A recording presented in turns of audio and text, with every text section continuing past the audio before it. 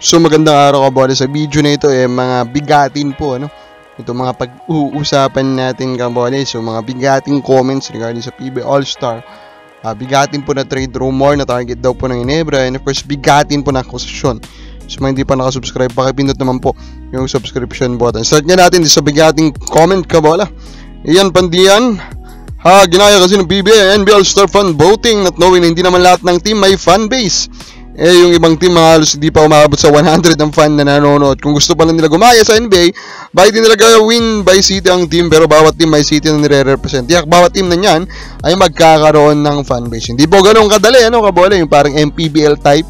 Kita nyo rin naman, di ba, sa MPBL pala, makikita nyo na dun actually yung struggles, kabola, ng pag-maintain po ng isang regional league. Now, in totality, actually, hindi naman nila ginaya talaga yung style po sa NBA. Sa NBA po kasi, ang bino-vote lang is yung pong starter, kabola. Yung iba po, or yung 6 to 12 pa po na part ng teams, kabola, yun po is sa coaches at sa players na po ang magde-decide. So, may big po na discrepancy, kabola, actually.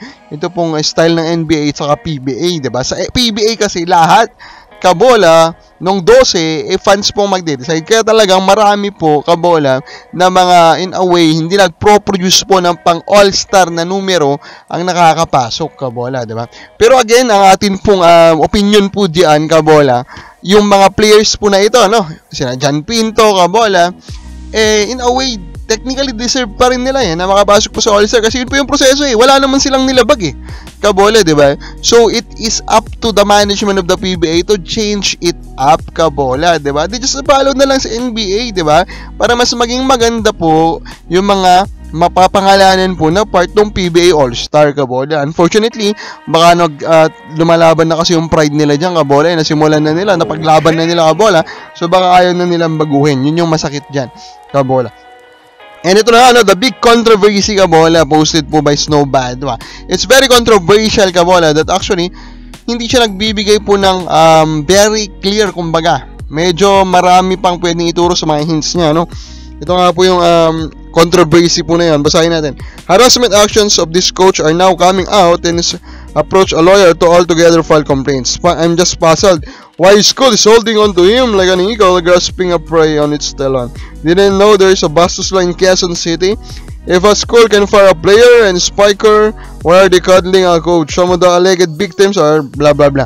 Kabale. So very mabigat ito pang akusasyon, di ba? Akusasyon basically ng pagmamanyak. Basically, ito pang akusasyon dito sa coach po na ito, kabola.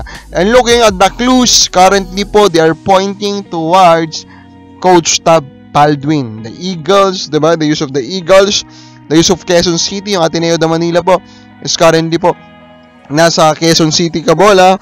And then, of course, yung pong player, kabola, it's pointing towards yung Padre Rao, kabola, yung dati pong point guard ng Ateneo, na natanggal nga po o nawala po sa team because of morality issues, di ba?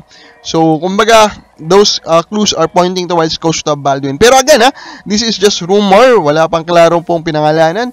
Si Sir Snowbadwa, the king of rumors in Philippine sports, kabola. So, tingnan natin, kasi kung totoo ito, we will find out soon. Kasi magko-complain na daw and mag-push yung mga complaints na yan, magiging public yan, kabola.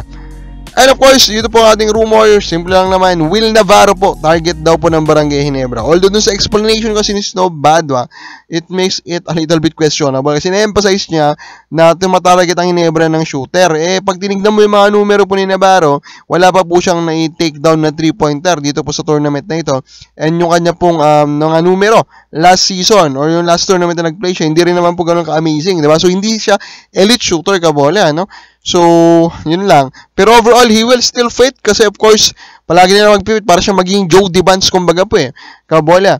Nitong current po na team ng Ginebra kung makukuha po nila, kabola. Ang tanong dyan, sino kukunin po ng Northport, diba? Still, we want sana na hindi na lang matuloy, kabola, for the sake of parity. O babal sa palagay mo? Okay ba sa'yo? Nakapunta po sa Ginebra si Navarro? Comment lang po sa baba.